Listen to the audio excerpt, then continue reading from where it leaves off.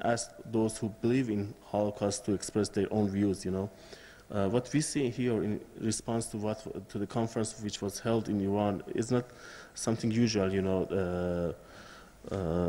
The Western countries are trying to label a scientific conference, a scientific gathering, as a way, or I mean, they. I am a strong believer in the principles of liberty of speech.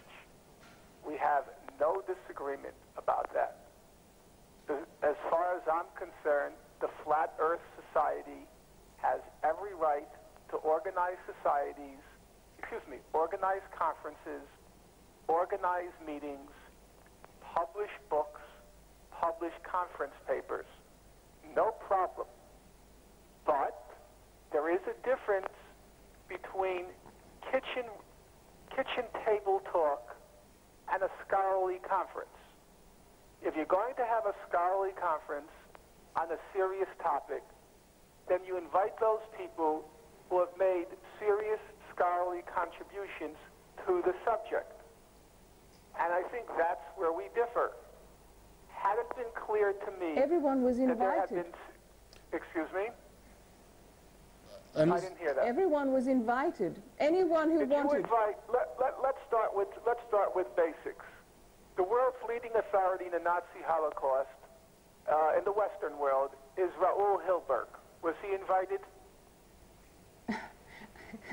Well, his Hollywood version is very well known. You know, Raoul Hilberg. And the scholars who came, like Professor Forrison, very much talk in terms of the Hilberg claims. Raoul Hilberg is as much the Hollywood version as I am the Hollywood version. Raoul Hilberg endorsed my book, The Holocaust Industry. That doesn't sound like Hollywood to me. These people will not come and talk. Excuse me?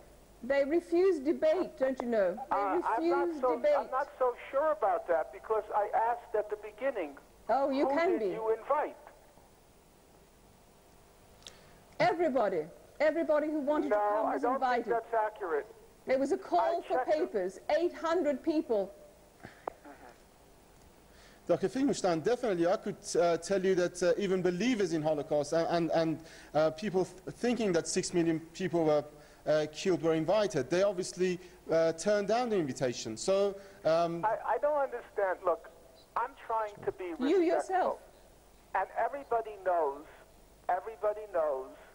I have paid a price for my views on this topic.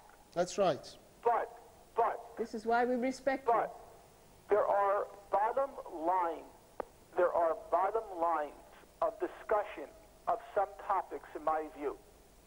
And to talk about being a believer in the Holocaust is like saying, are you a believer in the world being round? It's not a question of being a believer. If you don't, you are arrested. It's a belief. It's a bottom line. Do you want to tell me? I want to ask you a simple question. Do you want to tell me that when every single member on my mother and father's side of the family was exterminated during the war, in Treblinka, in gas chambers, do you want to tell me it didn't happen and that they are still alive, living somewhere in Siberia? Is that what you want to tell me? As far as I can see from the revisionist arguments and their evidence, no proofs capable of standing up to the examination have been produced. Dr. Finkelstein, would you please tell us your views on the Holocaust? They're living in Siberia. Dr. Finkelstein, would you tell us your views? Or maybe they're living in Fiji. Dr. Finkelstein? You have to answer that question for me.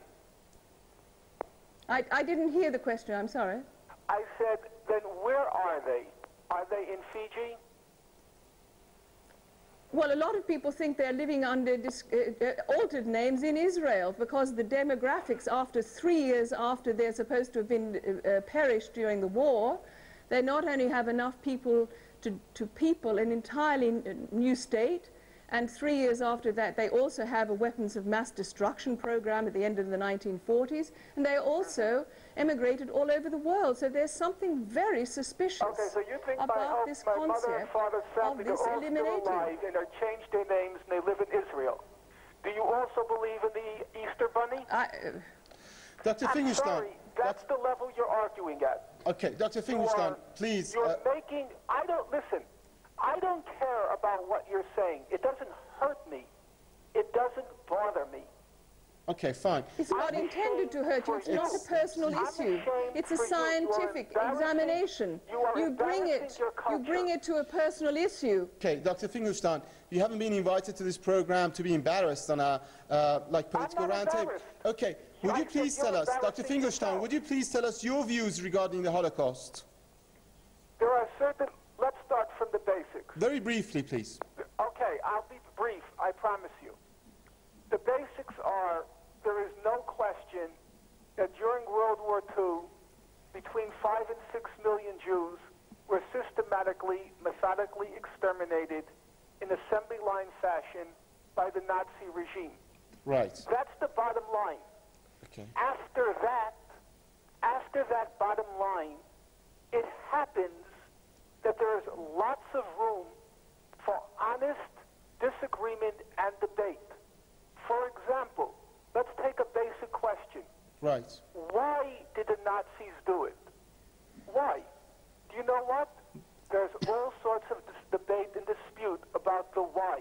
Right. Whether it was for ideological reasons, whether it was for practical reasons, there's lots of dispute. Another question, when did it begin? When did the Nazi extermination begin? There's a lot of dispute about that. In fact, as I'm trying to illustrate, the why and the when, those are still open to debate and dispute among serious scholars. So I am not saying there's no reason for disagreement.